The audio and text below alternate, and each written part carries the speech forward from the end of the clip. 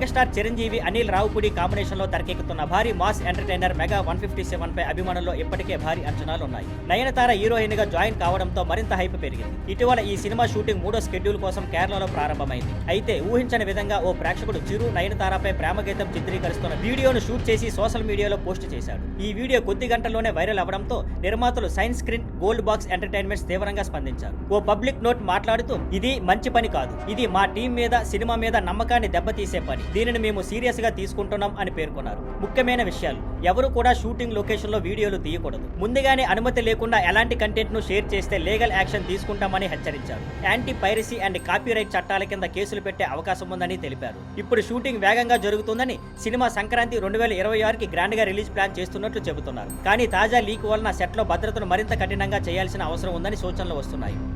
Thank you for watching. Please like, share and subscribe.